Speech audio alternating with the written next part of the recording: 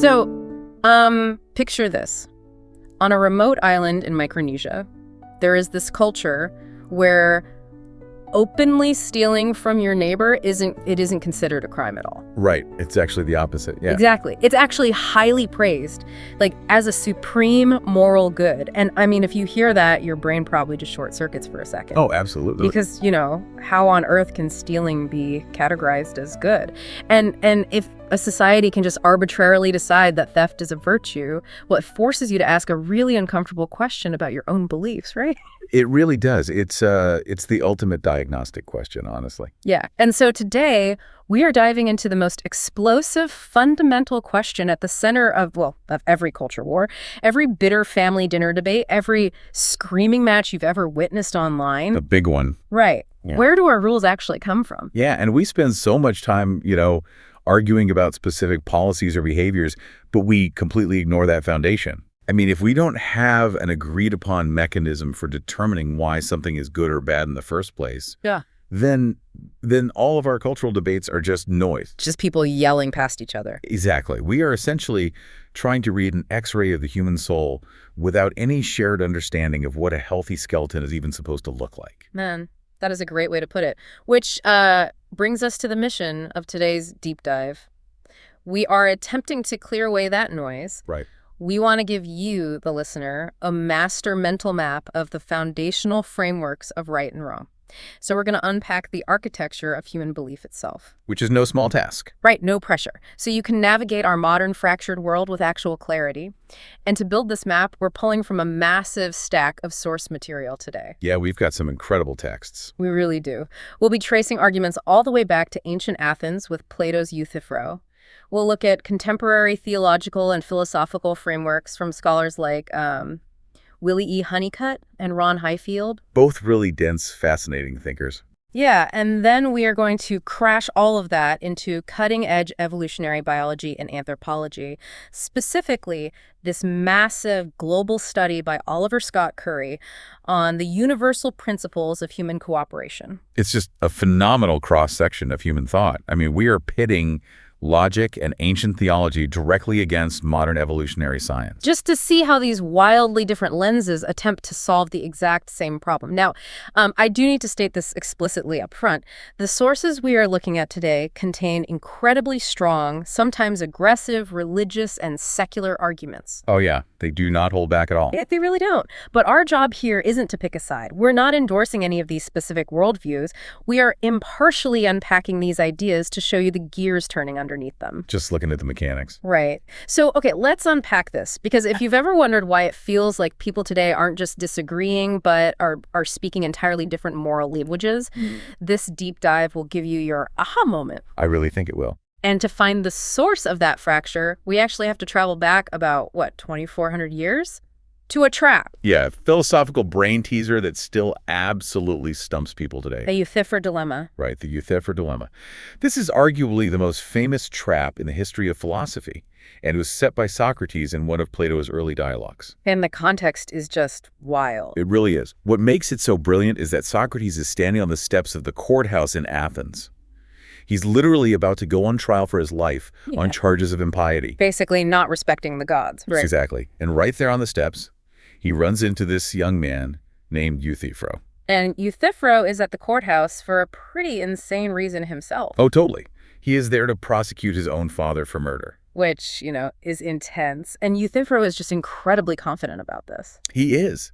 He believes he is doing the absolute morally perfect thing by prosecuting his dad. Why? Because he claims to know exactly what the gods love. He's got it all figured out. Right. He knows what piety or goodness is. So Socrates, who is always looking to poke holes in intellectual arrogance, essentially stops him and says, "Oh, you know exactly what goodness is. Please enlighten me." And boom, he springs the trap. Yep. Socrates asks him, is the pious loved by the gods because it is pious? Or is it pious because it is loved by the gods? Okay, let me try to translate this out of ancient Greek phrasing and into a more modern, relatable analogy. Go for it. Think of it like a parent telling a kid to go to bed at 8 p.m. Is going to bed good simply because the parent commanded it? meaning, the parent just arbitrarily made up the rule and could have just as easily said midnight? Right. Or did the parent command it because sleep is inherently objectively good for the child, meaning the goodness of sleep exists completely independently of the parent's command? That is the exact mechanism of the dilemma.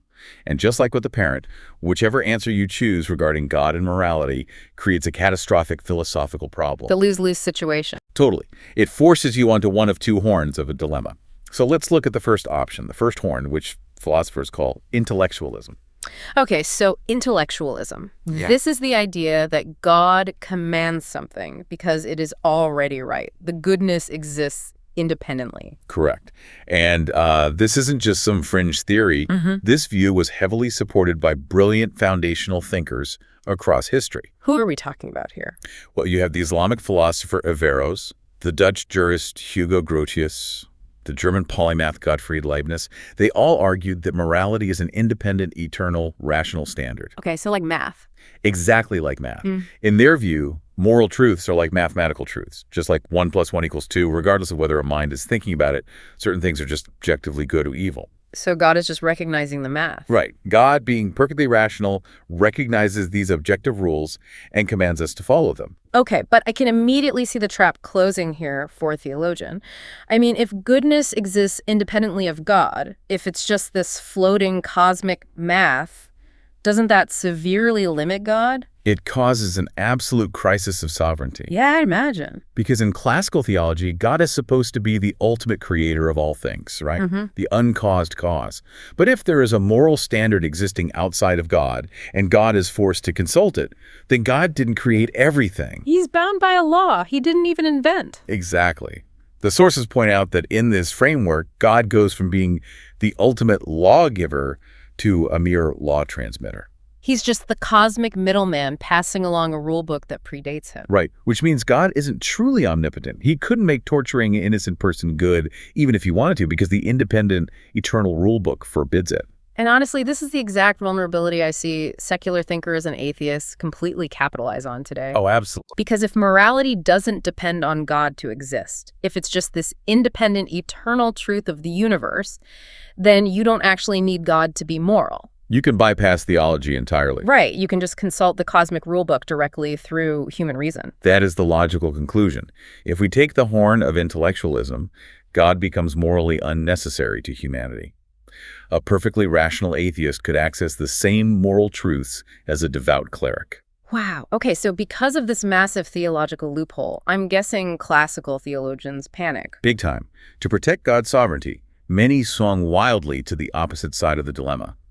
The second horn, which is known as voluntarism or divine command theory. Voluntarism. Okay, so this is the flip side. This is the idea that something is right simply and entirely because God commands it. Yes. Thinkers like William of Ockham, John Calvin, René Descartes, and Thomas Hobbes camped out here. Their primary goal was to protect God's absolute, unrestricted power. Right, they wanted the boss to be the boss. Exactly. They argued that morality is literally whatever God wills it to be. There's no outside rulebook. God doesn't consult anything. God's arbitrary will is the rulebook. That feels intense. It gets more intense. William of Ockham took this to its absolute, terrifying, logical extreme. He argued that, logically speaking, God could command humanity to hate him. Wait, to hate God? Yes. And if God issued that command, hating God would instantly become the ultimate moral good. Wait, that is completely wild. And it feels incredibly dangerous. It does. Because if we follow this voluntarist logic, it makes morality entirely arbitrary. I mean, if God woke up tomorrow and commanded us to randomly torture innocent people, it wouldn't just be something we had to do. It would instantly become a mathematically good act. Yep, that's a lot. Because that strips the word good of any actual meaning. It just becomes a synonym for whatever the boss wants. It's the ultimate might makes right. This is exactly the critique raised by C.S. Lewis in the source material. He warned that if good just means what God commands, then you completely empty God's own goodness of all its meaning. Because there's no standard to judge him against. Right. You can't praise God for being good if good just means whatever God does. Lewis argued this reduces the divine to what he called an omnipotent fiend. An omnipotent fiend. That is a heavy phrase. Gottfried Leibniz made a similar observation. He noted that voluntarism makes God virtually indistinguishable from the devil. Oh, wow. Yeah, because if justice is just whatever pleases the most powerful being in the universe, then morality is nothing more than cosmic tyranny. Think about what that looks like in daily life. Imagine trying to live in a neighborhood governed by an HOA. Oh no, the ultimate tyranny. Right. But an HOA where the rules aren't based on safety or community well-being, but purely on the daily arbitrary whims of the HOA president. Sounds like a nightmare. Monday, painting your door red is a virtue. Tuesday, it's a punishable offense. You aren't learning how to be a good neighbor, you're just learning how to avoid the wrath of the person in charge. Exactly. So you're caught between a rock and a hard place philosophically. Either God is subject to a higher law, which makes him less than God, or God is an arbitrary tyrant whose goodness is terrifyingly meaningless. How did historical thinkers survive this? It feels unanswerable. Well, a major tradition of classical thinkers argued that Socrates actually rigged the game. Oh, I love a philosophical escape hatch. Yeah, you see this heavily in the writings of Thomas Aquinas, Augustine of Hippo, and it's deeply rooted in Jewish theological traditions going back centuries. They assert that Socrates gave Euthyphro a false dilemma. A false dilemma. Okay, so there's a third option that avoids both horns entirely. Yes, they argue that God doesn't consult an outside rulebook, which solves the problem of the first horn. He remains the ultimate creator. But they also argue he doesn't just flip a coin and act on arbitrary, chaotic whims, which solves the problem of the second horn. The third way is that God's very nature is the standard of value. Okay, God's nature. I'm struggling to see the difference between God's nature and God's will. Let me try an analogy here. Okay. It's like a physical meter stick. The original platinum iridium meter stick sitting in a vault in Paris isn't measuring itself against some other invisible meter stick in the sky. Right. But it also didn't just randomly decide how long to beat a day. The physical stick itself is the absolute definition of a meter. That is a perfect way to look at it. So in this theology, God's essential character, which they define as eternally loving, just, and rational, is the definition of good. That analogy captures the mechanics perfectly. Under this third option, God cannot command a cruelty or arbitrary torture. But the reason he cannot command it isn't because some outside cosmic law forbids it. Right, it's internal. Yes, it is because he cannot contradict his own internal nature. It is the standard. As the philosopher Edward Feser outlines in the source material, God is not under the moral law precisely because his nature is the moral law. I see. It anchors the rules in something stable without making God subservient to a separate rulebook. Exactly.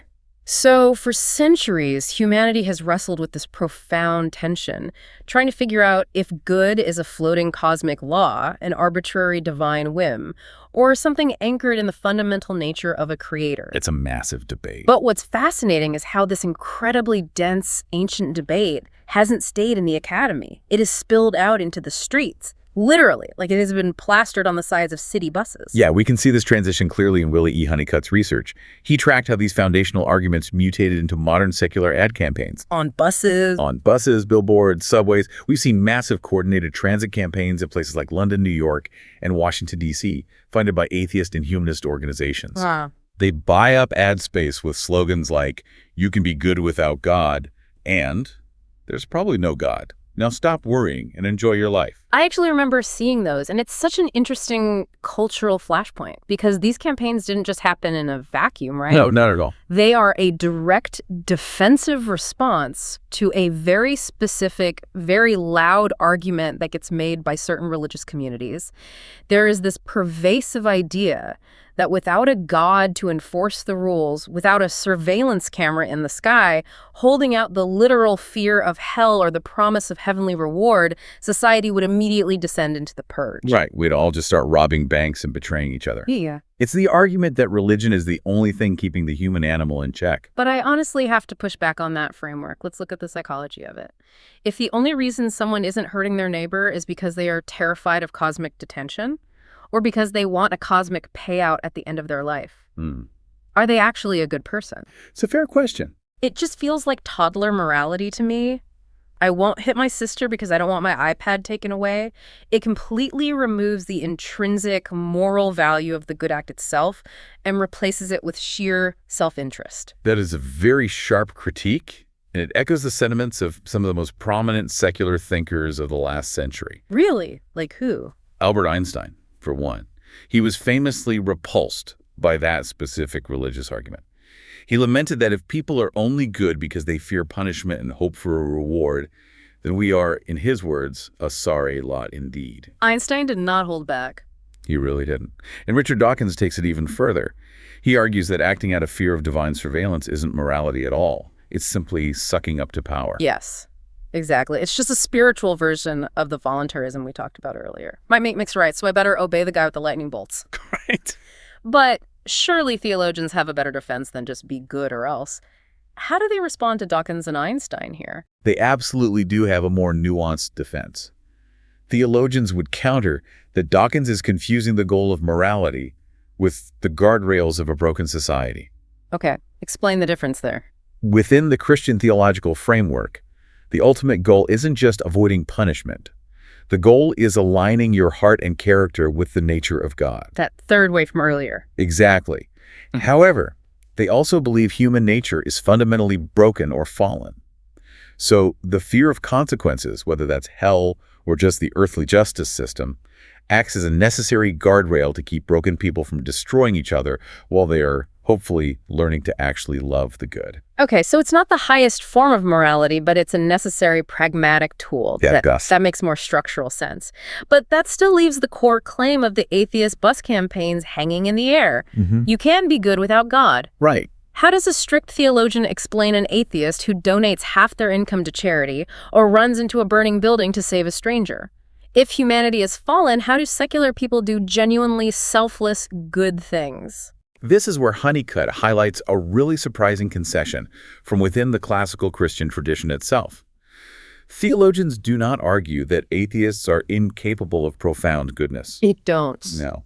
In fact, historical figures like John Calvin readily acknowledge that secular individuals often exhibit incredible moral virtue. They explain this through a mechanical concept called common grace. Common grace. How does that operate? The theory is that God, in his providence, actively restrains the ultimate corruption of human nature in order to preserve human society. God essentially gifts a functioning moral compass, a conscience to humanity as a whole across all cultures. Oh, I see. Yeah, this common grace allows societies to build laws, create art, and practice altruism, regardless of whether an individual acknowledges where that internal compass came from. Okay, let me synthesize this because this is a rare moment of agreement in the culture war. Very rare. Both sides, the secular humanists buying the bus ads and the deeply religious theologians, actually agree on the fundamental premise. You do not need a belief in God to act morally. An atheist can be a profoundly good, kind, and self-sacrificing neighbor. Correct. Both frameworks agree that conscious belief in God is not a prerequisite for moral behavior on the ground. But, and this is the massive caveat Honeycutt's research points out, theologians argue that while you don't need the belief in God to be good, you still need the actual existence of God to ultimately justify why anything is objectively good in the first place. Yes. They argue that an atheist is essentially borrowing a moral compass from a God they deny. Because without a transcendent objective standard anchoring the universe, there is no philosophical foundation to prove that saving a life is objectively better than taking one. It just becomes a matter of cultural preference. That is the crux of the modern theological challenge. They're asking the secular world, we agree you are acting morally, but without a divine standard, what is the objective measuring stick you were using to define moral? Which naturally exposes the biggest gap in the conversation so far. Theology says God provides the measuring stick, but humans have been cooperating, sharing food, and surviving together for hundreds of thousands of years, long before these specific, complex theological frameworks were ever codified. A very long time, yeah. Doesn't biology already give us a perfectly good explanation for why we don't kill our neighbors? What if science can explain the why without needing theology at all? And this brings us to the cutting edge of evolutionary anthropology, and specifically the groundbreaking research by Oliver Scott Curry. Right. His team at Oxford wanted to see if they could identify a purely scientific evolutionary basis for human morality. They wanted to see if the measuring stick wasn't handed down from the heavens, but was forged by the pressures of natural selection. And to do that, they conducted an unprecedented study analyzing what they called morality as cooperation. Yes, and the scale of this study is what blew my mind. And how did they actually measure this? I mean, you can't just put morality in a test tube. No, you have to look at the anthropological record. They analyzed 60 diverse completely independent societies from all over the globe. We're talking about cultures in sub-Saharan Africa, the Circum Mediterranean, East Eurasia, the Pacific, North and South America. Massive sample size. Huge. They mined through 3,460 paragraphs of incredibly dense ethnographic data, looking specifically at how these different groups issued moral judgments. What behaviors did they praise? What did they punish? Exactly. And what they found was that human morality isn't just a random assortment of localized cultural quirks. Right. They found structural patterns. They identified 7 universal rules, 7 principles of cooperation that were judged as morally good 99.9% of the time across wildly different cultures that had never interacted with each other in history. Yes, the sheer statistical dominance of these rules is staggering. What are the 7? The 7 universal principles are: help your kin, be loyal to your group, reciprocate favors, be courageous, defer to superiors, share fairly, and respect other people's property. Wow. It completely upends the postmodern idea of cultural relativism, the idea that every society just invents its own arbitrary moral compass out of thin air. No matter where you go on Earth, humans fundamentally value these 7 specific behaviors. Universally. But I want to go back to the hook we started the show with, because out of hundreds and hundreds of moral judgments, the anthropologists found exactly 1 exception to the rules. Yes. Out of 962 distinct moral judgments they observed across the 60 societies, there was 1 glaring outlier. The island in Micronesia, where stealing openly from others was praised as a morally good thing. Now, at first glance, that looks like it shatters the universal rule about respecting property. How did the anthropologists square that circle? By digging into the mechanism of the culture, when they looked closer, they found that the culture didn't lack a concept of property rights. The reason open theft was praised was because stealing openly demonstrated incredible physical courage and asserted social dominance within the tribe. Oh, I see. It didn't break the universal rules, it just created a localized hierarchy. It took 2 of the universal rules, courage and deference to superiors, and prioritized them over the rule of property. That makes so much sense. It's like a moral soundboard, and every culture has the exact same 7 sliders. They just mix the audio slightly differently based on their environment. That is a brilliant way to picture it. But the underlying question is, why do we all have the same 7 sliders? How does evolution actually build a moral compass? It operates primarily through 2 well-documented evolutionary mechanisms: kin selection and reciprocal altruism. Let's break those down. Let's look at kin selection first. This is the evolutionary drive to protect your genetic relatives. If you have a biological mutation that makes you fiercely protective of your children or your siblings, even to the point of sacrificing your own life to save them, your specific genetic material still survives and propagates through them. So what looks like a beautiful, transcendent act of selfless morality, like a mother jumping in front of a predator to save her child, is, at a biological level, an act of intense genetic self-preservation. Yes. The selfish gene is ensuring its own survival through the offspring. Precisely. And the second mechanism, reciprocal altruism, expands this beyond immediate family. This is the classic, I scratch your back, you scratch mine. Right. Social species that act in a coordinated way simply out-survive species that act entirely selfishly. Let's visualize that in a hunter-gatherer context. If you have Tribe A, where everyone shares the mammoth meat during a winter famine, defers to an experienced leader to avoid infighting, and reciprocates favors, that tribe is going to survive the winter. No question. But Tribe B, where everyone steals from each other, hides their food, and refuses to cooperate, they will literally starve to death. Exactly. The individuals in Tribe B die out, and their genetic tendency toward extreme selfishness dies with them. Meanwhile, the genetic mutations in Tribe A that favored cooperation, empathy, and fairness are passed down to the next generation. So it compounds over time. Over hundreds of thousands of years, these cooperative survival strategies become hardwired into our neurology. We experience them as powerful gut instincts about right and wrong. So in this light, morality isn't mystical at all. It's just a biological operating system.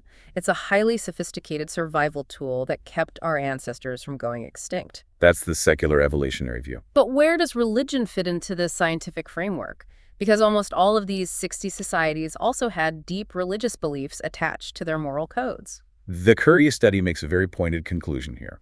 It suggests that intuitive morality, our biological drive to cooperate, and intuitive religion, our psychological tendency to look for patterns and defer to powerful supernatural agents, actually evolved on entirely separate tracks. Wait, they evolved independently. I always thought they were completely intertwined.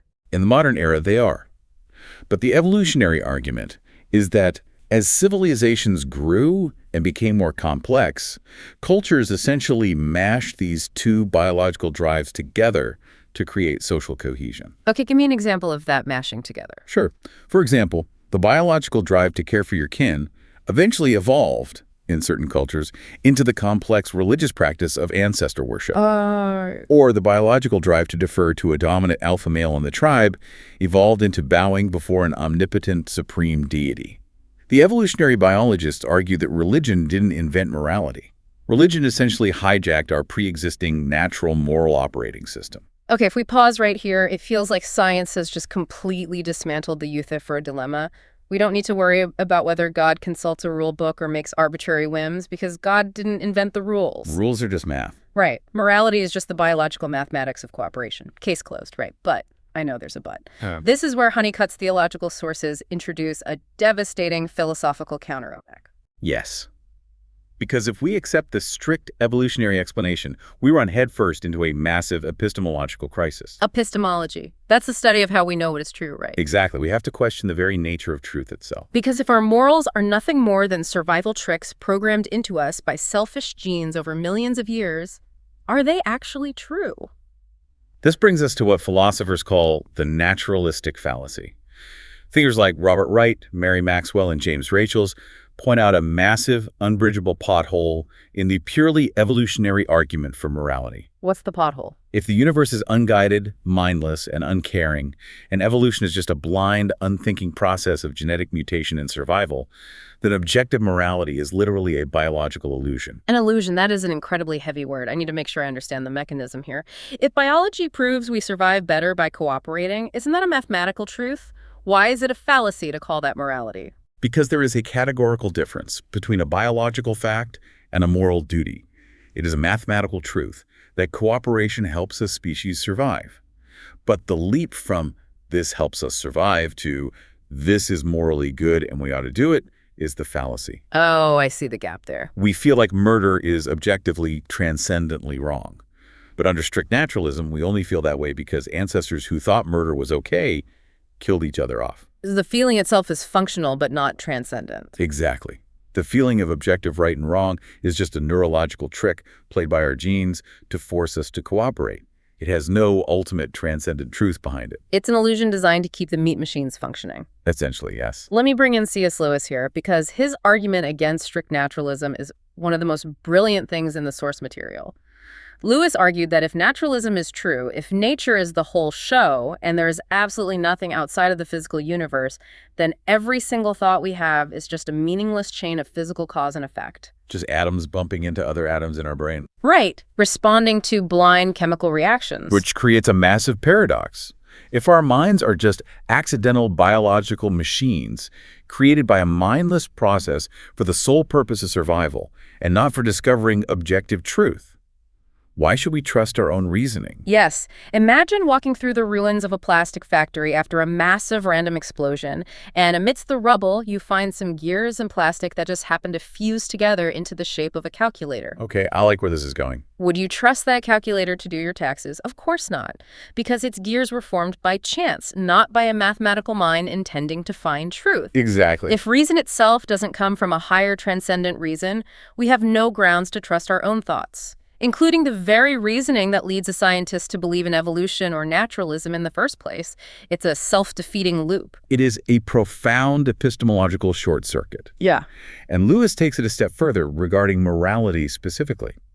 He says that in a purely naturalistic material world, the statement, "I ought to do this," has the exact same objective weight as saying, "I itch," or "I'm going to be sick." Wow, I ought equals I itch. That completely flattens the human experience. But structurally, it's accurate. They're both just biological urges. You might feel a profound, overwhelming urge to help a starving stranger. But under strict naturalism, that urge is no more true or right than the urge to scratch a mosquito bite. Because it's just biology acting on itself. Right. You cannot derive a moral imperative and ought from a biological fact and is. So let's play this out in an argument. If you say to me, you ought to respect human rights, and I say, why? Under strict naturalism, your only honest, scientifically accurate answer is because my biological programming makes me feel like we should. Yes. And I could just respond, well, my biological programming makes me want to conquer your land and steal your resources. May the best genes win. And there is no transcendent judge, no cosmic rule book to say which biological urge is actually better. It's just matter in motion. The sources note that Charles Darwin himself recognized this chilling reality. And Darwin did. He did. He noted that if humans were reared under exactly the same conditions as hive bees, unmarried females would think it a sacred duty to kill their brothers, and mothers would strive to kill their fertile daughters, and no one would think of interfering. Because that's what bees do. Exactly.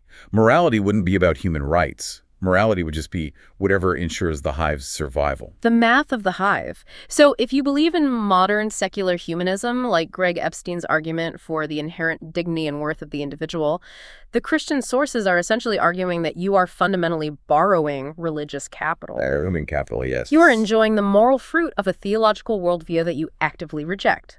Because in a universe born of a random explosion, there is no inherent worth to a random arrangement of carbon atoms. I love how bluntly the secular humanist Herbert Tunn put it in the reading. He admitted that sanity requires being deluded enough to believe human life is worth preserving. That is a remarkably stark, honest admission from a secular thinker. Tunn recognizes the epistemological void. He is admitting that without a transcendent foundation, the inherent value of human being is a necessary fiction. A noble lie. Right. We have to pretend it's real. We have to mutually agree to the delusion so society doesn't collapse. But we know deep down it's just a biological illusion. Okay, we have covered an immense amount of philosophical ground here. We've gone from the ancient Greeks to the nature of God to evolutionary biology to the terrifying void of naturalism. It's quite a journey. But I want to bring this back to the listener's daily reality. How did we get from these grand academic debates about the cosmos down to the fragmented, chaotic, hyper-individualized culture wars we see on TikTok and cable news today, where everyone is just violently shouting their own truth? To understand the modern chaos, we have to look at the historical analysis provided by Ron Highfield in his work, At the Edge of Ruin. He traces a massive, centuries-long shift in Western thought, and the tipping point starts right after the Protestant Reformation. Let's look at the mechanics of this secular shift. Why was the Reformation the catalyst? Because the Reformation shattered the unified moral authority of the Church. Following the Reformation, Europe was torn apart by incredibly bloody religious wars. The 30 Years' War decimated the continent. Just massive upheaval. Massive. Yeah. You had widespread skepticism and bloodshed, and people realized they could no longer agree on what God commanded or whose interpretation of God was right. So European philosophers realized they needed a new foundation that didn't rely on theology, or else they would keep killing each other. They needed a neutral ground, like let's leave God out of it and just use logic to figure out how to live together. Precisely. And so began a desperate 150-year project during the Enlightenment. Philosophers from Grotius in the 1600s all the way down to Immanuel Kant in the late 1700s tried to invent a moral system based entirely on universal human reason. They thought logic would save them. They believed that if you just thought about it hard enough, purely rational people would all arrive at the exact same universal moral laws. But looking at the world today, it's pretty clear that project didn't pan out. Highfield points out that the 150-year Enlightenment project completely and utterly failed. They couldn't agree on what universal reason dictated. They fractured into different schools. What kind of schools? Well, some argued that reason uncovers objective laws, a secular version of intellectualism. Others argue that society organically creates the laws, a secular version of voluntarism. But without a transcendent anchor, human reason just leads to endless, unresolvable debate. Reason can be used to justify almost anything. So what happens when the project fails? If you can't rely on the authority of the church and you can't rely on universal reason to save you, what is left? What is the foundation? This is where the most profound cultural shift in human history occurs. Because universal reason failed to provide a stable foundation, postmodernity moved the foundation entirely inward. Inward. Yes. Then think back to our discussion on voluntarism, the idea that God's absolute arbitrary will is the only thing that determines what is good. Highfield argues that modern society took that concept, removed God from the equation, and transferred that absolute arbitrary power directly to the human individual. We took the crown off God and put it on ourselves. This is what the sources describe as apotheosis, the literal definition of man becoming a god. Exactly. Each individual becomes the sovereign creator of their own moral universe.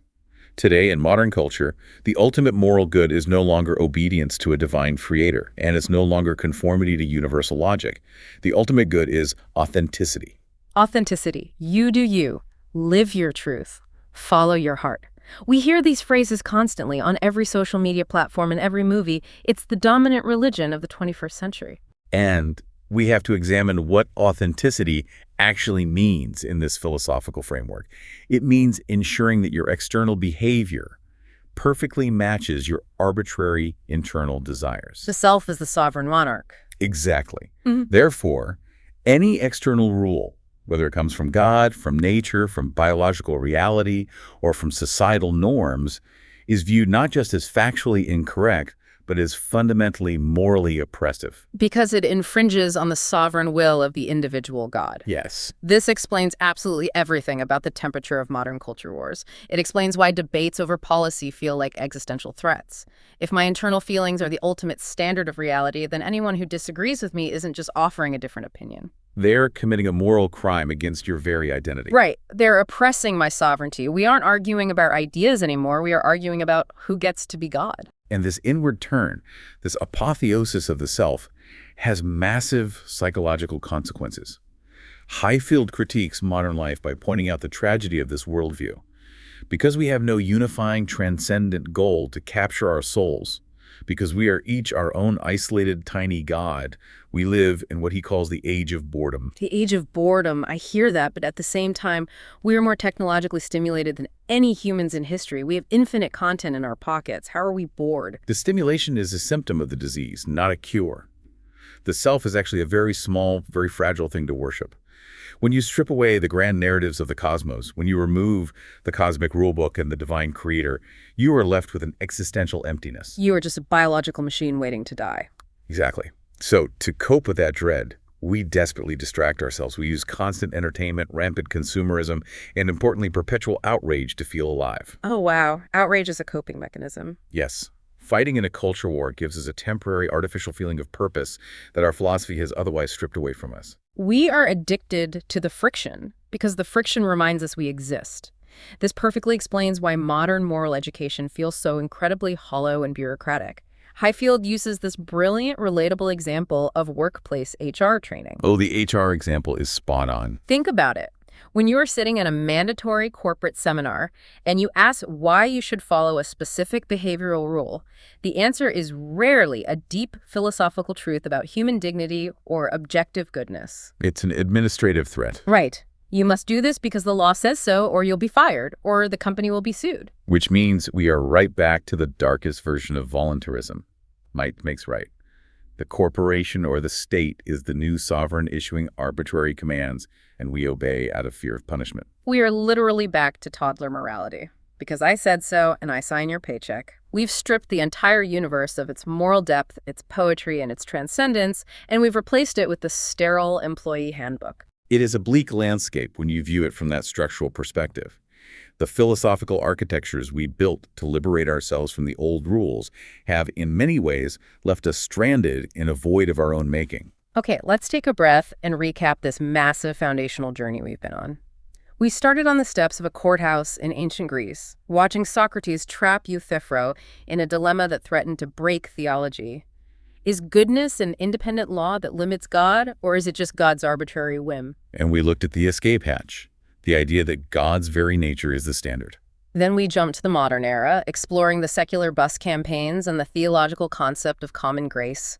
We agreed that you don't need belief in God to act well, but debated whether you need God to justify why it's well.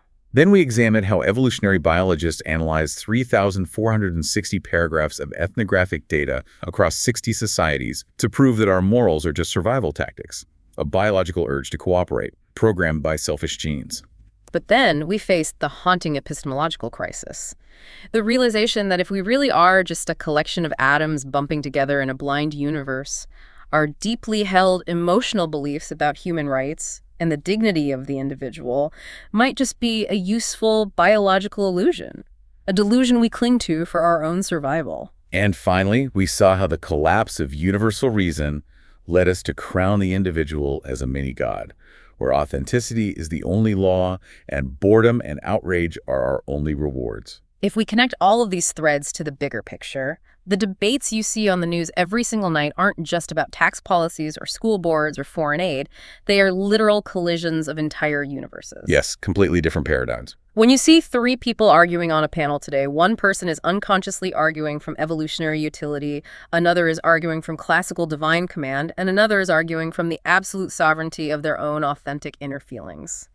They are using the same English words, but they are speaking completely different moral languages. Which makes real progress almost impossible. So as we wrap up this deep dive, I want to leave you, the listener, with a final provocative thought, something to mull over as you watch the news this week, or the next time you find yourself getting dragged into an online debate. As we rapidly approach an era of artificial intelligence, we are not just debating philosophy anymore. No, we're building it. We are going to have to literally program machines with a moral code. We're going to have to write the code for what good is. But as we've seen today, humanity hasn't actually agreed on what that code is or where it comes from. It is the ultimate test of our frameworks. Will we program AI with evolutionary survival tactics? Because if we do, a purely rational machine might easily conclude that sacrificing the weak and the sick is mathematically optimal for the survival of the hive. That's terrifying. Will we program it with divine commands? And if so, who's God? Which theology gets the code? Or will we program it to endlessly reflect and validate our own arbitrary, authentic desires, no matter how destructive they are? The Euthyphro dilemma isn't just ancient history discussed by dead Greeks. It might literally be the most urgent tech and survival question of our lifetime. Because if we build an omnipotent machine without knowing what good actually is, we might end up building exactly what C.S. Lewis warned us about. We might build an omnipotent fiend. It's a sobering reality. We're essentially trying to build a perfectly rational moral agent, while our own diagnostic X-ray machine is fundamentally broken. We are still swimming in the muddy waters. But hopefully, today, we've cleared away just enough of the mud so you can see the massive philosophical shapes moving beneath the surface. Take these lenses into your next conversation. Don't just react to the argument. Look for the foundation. Look for the Euthyphro dilemma hiding in your Twitter feed. Thank you for joining us on this deep dive into the source material. We'll see you next time.